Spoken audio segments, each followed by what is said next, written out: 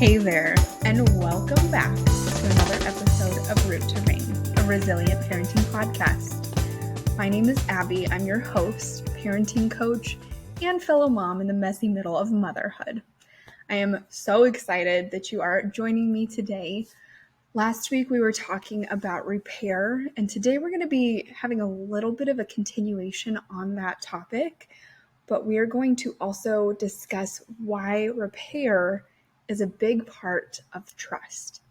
Now, trust is something that I have been working in more specifically, like some of the not products, what am I trying to say? Resources. Some of the resources that I've been putting together for my clients, for some things that I've been working on behind the scenes, really wanting to put together resources around trust because yes, repair is super important. And that is one valuable piece of relationships. It's a tool that can be really helpful when relationships just feel like they are on the verge of a blow up. And thinking about trust is kind of the why repair is important, why we're doing these things, why it's not just a matter of, I'm going to try to repair and fix it so I can move on. It's, I want to repair something so that I can continue to grow in my trust with myself, with my teen. My teen can grow in me trusting them. So trust is this really, really exciting concept that I love to talk about. And I find that it can be really hard and tricky at times because when I even bring up the idea of trust, what comes to mind for you? I will tell you that with a lot of the clients that I work with, especially when it comes to teens, I think it kind of like we put ourselves in this role of like, I don't know if I trust my teen. They're being sneaky. They're being suspicious. They're not telling me everything. That I think so often we look at it from a place of like, yeah, they've got to earn my trust, which hear me in that.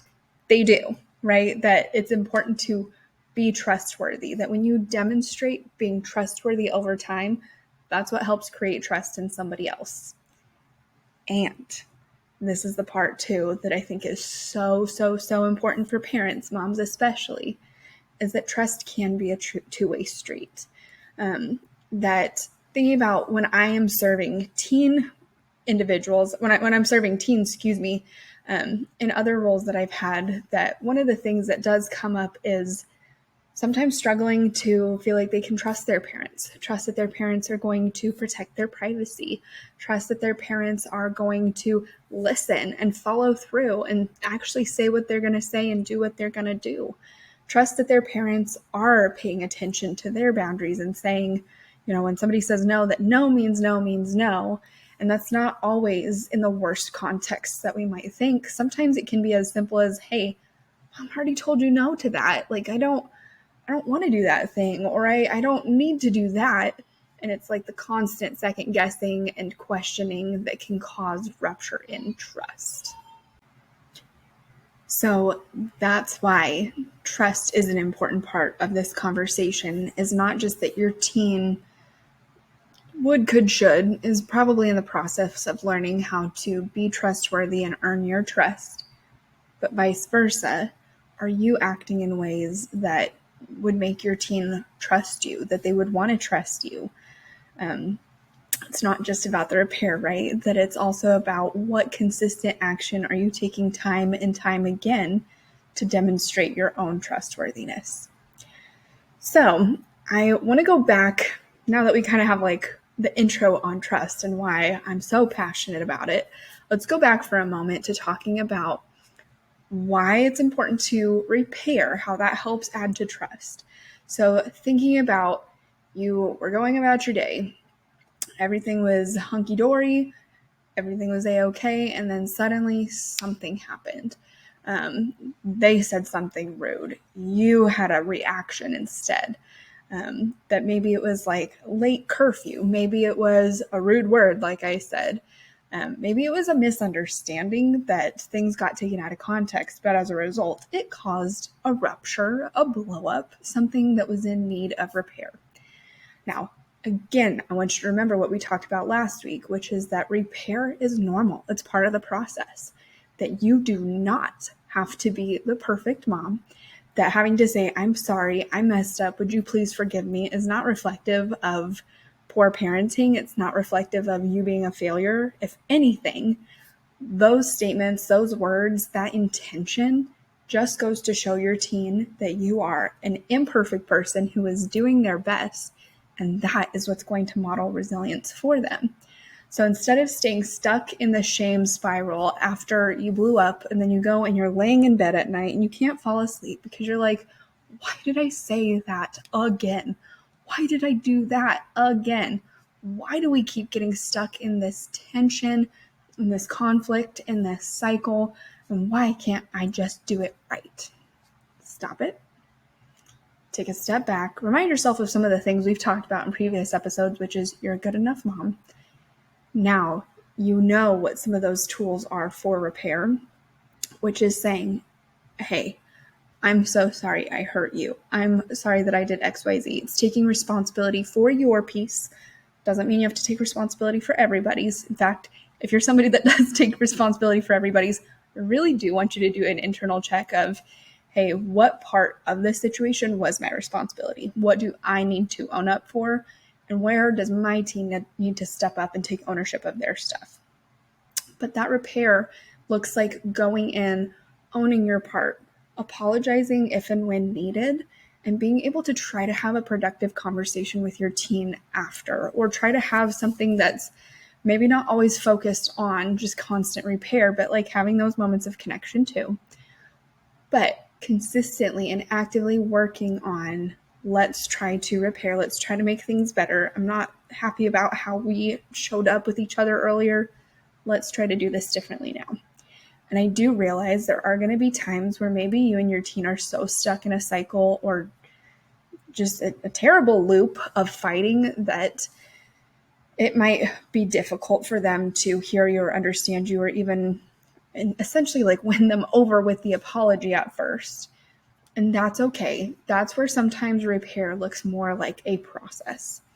But once you do start to get into that process of repair, that's where you can then demonstrate for them that you are practicing trustworthiness, because you are going to continually show up in those moments of rupture, wanting to find repair, wanting to repair the relationship, wanting to make sure that the relationship is not just okay for the sake of being okay, but deeply healthy, working towards functional, working towards nervous system support for everybody. And so I want you to think about this kind of, I had to check my notes, bear with me, I'm human too, right? That's part of my repair, is that I need grace. I need grace when I'm showing up and doing podcasts and YouTube videos live, because I'm human. So I want to model that for you. So per my notes, this 3-part rhythm of repair is thinking about rupture recognition, right? So this is that moment where you're going to name what happened without defensiveness or shame. Those are both important.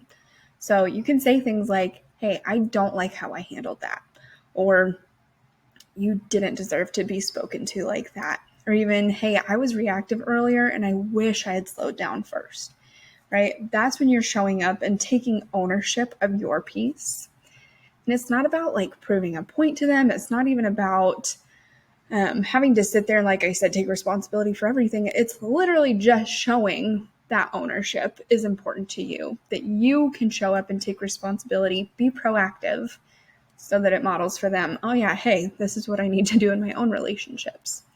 So they might roll their eyes, they may act like, yeah, whatever, but they do hear you, and that is important. And part of how they watch you handle disconnect is going to be part of how they begin to handle disconnect in their own life and in their own relationships. So first, we're going to show up, we're going to name it, and then we're going to work on co-regulation. So this is not just verbal, it's really felt. This might look like, it sometimes can feel like a peace offering. So it's like, hey, maybe offering them a snack without bringing up a fight, right? I think we talked about it last week with not always having an agenda. You can sometimes just sit by without pushing for any kind of conversation, just knowing, hey, I'm here and available to you. A lot of times with the teens that I worked with would tell me, Abby, I don't always need my parents to tell me what's going on, what they're thinking. It's sometimes just like their quiet company, that they're just like sitting with me and being with me, and I'm not having to sit there and live up to pressure and expectations in those moments. I know there'll be moments for it, but those are moments that feel really precious and sacred to them. And sometimes just something as simple as saying, hey, I love you and I'm here for you when you're ready. That is co-regulating. If somebody says that to me, especially if I'm feeling a little bit moody, it happens. For me, that makes me feel so safe, so seen. And honestly, those are usually the people that I trust most in my life. And it's okay. If your teen's not ready to talk, like I said, that quiet company can go far. But that is part of your job, like we've talked about, and other times too, about being the calm leader, is that you can show up and remain steady. And that's communicating to them, hey, our relationship isn't fragile. We can recover from hard things. And the last part of this kind of rupture repair pattern is after you name it and then you co-regulate, you're going to have that pattern repair over time. So that's where real trust lies. And I know that idea of time can be so frustrating, especially because time feels really fleeting in the teen years. As much as it drags on, I think it also feels like just blinked and everything is happening so fast. It went from them being 12 to now they're 16. And so it doesn't mean you have to act now and get it all figured out, right? Let go of that pressure, let go of that intensity, and just realize that trust is built over time, but that can go a little bit faster if you're showing up consistently day in and day out, being able to demonstrate your trustworthiness, and vice versa, they can demonstrate it for you. So that pattern repair over time is that trust isn't just one conversation. It's not just one point of repair. It's what you do the next time too. So are you guys having a conflict? Are you having a moment where you blow up and then you're like, okay, I listened to the Abby's podcast this week. I'm actually going to try something new. Hey, I'm really sorry. I'm here when you're ready. I love you. And I'm open to whatever you need to share on your part when you're ready. And then they do, and then suddenly you're like, that's wrong, you're dumb, like, blah, blah, blah. I know you would never call your children dumb. We're human. I know we've been there, done that. But you might have that moment of like, I can't believe, and you snap right back into it. And it doesn't mean that all your hard work is for nothing, but it does kind of pull you back a little bit. So instead, when they show up and they start saying the sassy, rude teen thing that we will talk about boundaries and how you can implement no name calling, no, like some of the tone of voice, the language that's being used can be part of the boundary conversation. But in the moment, when you're receiving something, that doesn't mean jump right back into reactivity, because that doesn't help trust. When you get to show up as that calm leader and you get to say, hey, I love you. I hear what you're having to say. I will not tolerate being talked to like that. And I need you to know that this is something else we can work on repairing too. That is going to be powerful. That is going to show them, oh my gosh, my mom is listening to me and she's not just automatically jumping in with her defenses. And it might catch them off guard, but that's part of establishing trust, or really even rebuilding trust, is that you are practicing time and time and time and time and time again. And I say it that many times because how quickly does it take to break trust? Sometimes only a moment, which is so frustrating because it can take a lot to build. But those consistent actions, showing up day in and day out, doing things consistently so that your teen knows what to expect of you, that is what helps not just build and establish trust, but it creates a deep well of it so that when moments of rupture do come up, that trust isn't gone in a moment like it has been in the past. So, quick reminder on those 3 steps is this is our rhythm of repair that we're getting into. That rupture recognition of naming it. Then co-regulating. It's not just verbal, it's what's felt in the moment. And that pattern repair over time. So when the same trigger comes up, do you respond differently? When you say, we'll talk later, are you actually following up? when they test your boundary, do you hide it? Do you hold it calmly? Are you suddenly breaking their boundaries in response? I want you to think about these are those small deposits into like the trust piggy bank. That matters even more than that one-time apology. That apology, again, is a tool in your toolbox. It's going to be helpful. But also, if they know that you're going to be there, they know what your actions and words are reflective of, no matter what's happening, that you are going to be consistent, that you're going to be the lighthouse in the midst of their storm, that is going to be so powerful in addition to the apology and the 3 pattern recognition pieces.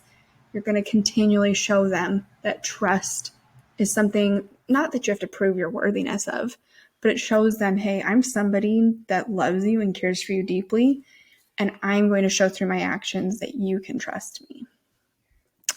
So thinking about some of the things that can get in the way of repair is, I already apologized, but it didn't work. Or I feel like I have to tiptoe around them now. Or even, I don't want to seem weak or lose authority. So I do realize there are some pieces of truth in all of those where it's like, I don't want you to look weak and feel like you are losing authority either. Like, you're the parent. That's part of my thing, is I want you to be the empowered leader, that you are the one that knows your child best. And repair doesn't have to make you look weak. It actually makes you safe. It's not giving up authority.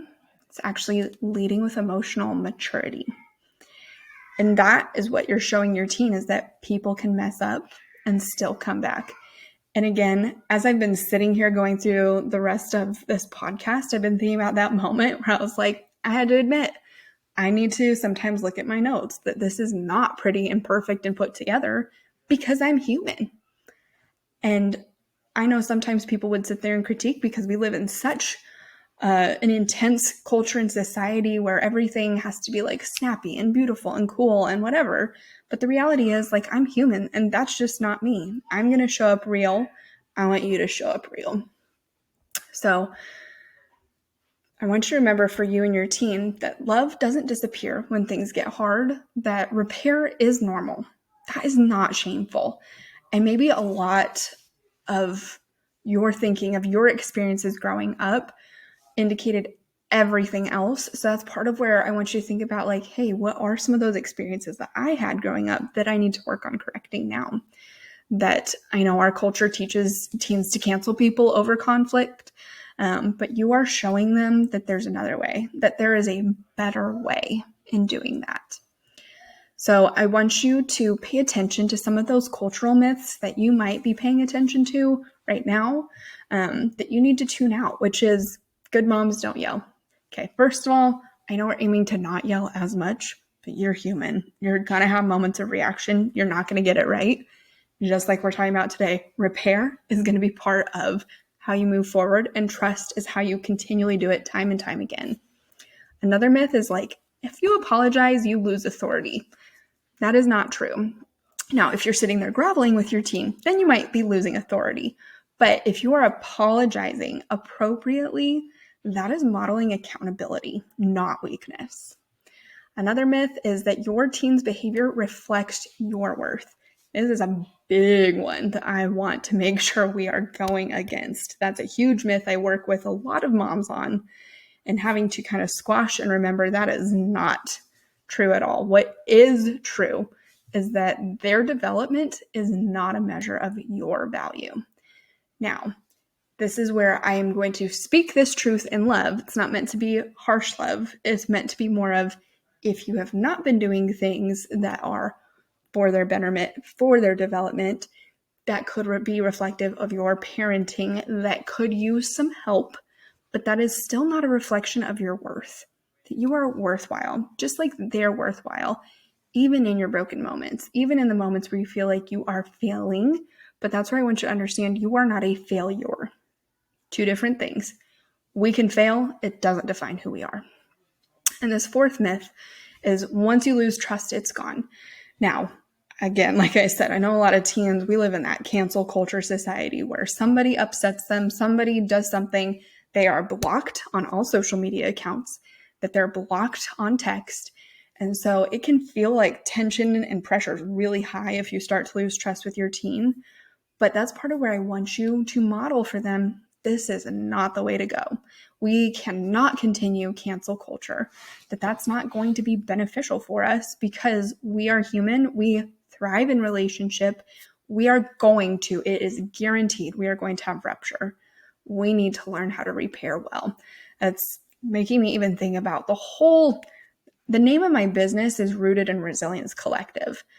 And a big part of that name is collectively, we need to work on what it means to be rooted in resilience. Resilience is repair, it's boundaries, it's saying I'm sorry, it's showing up in truth and love, it's showing up wanting to be healthier and not just doing things because we want to avoid looking a certain way. Resilience really is hard because it means when we get knocked down, we have to get back up again.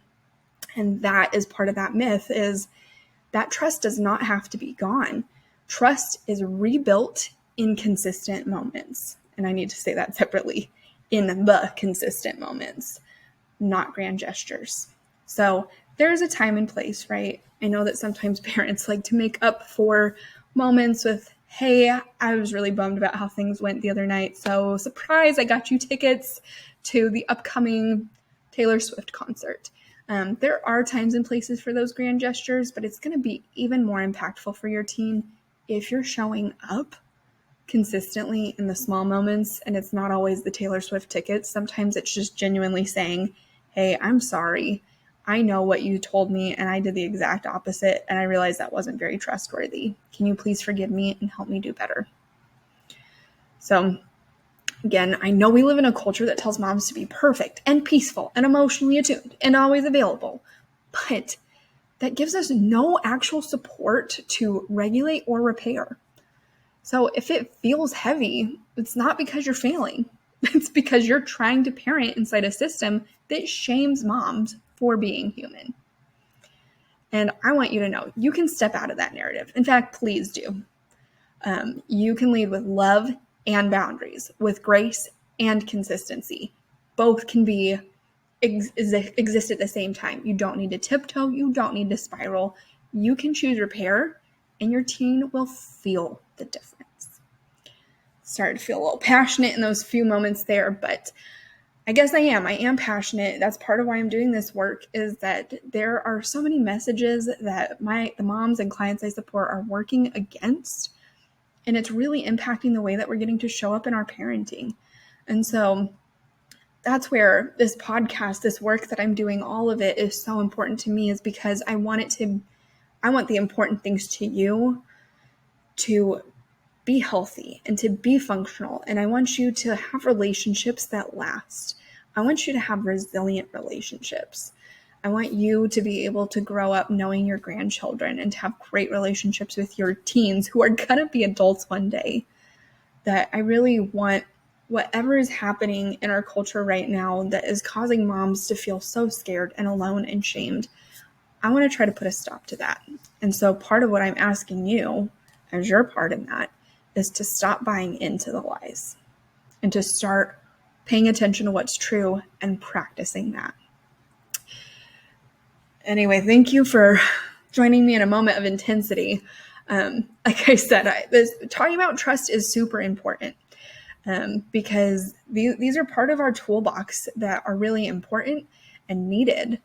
And I don't know if we're talking about them enough. So thanks for joining me today so that we can talk about them and give you some ways to start to implement, repair, and establishing trust.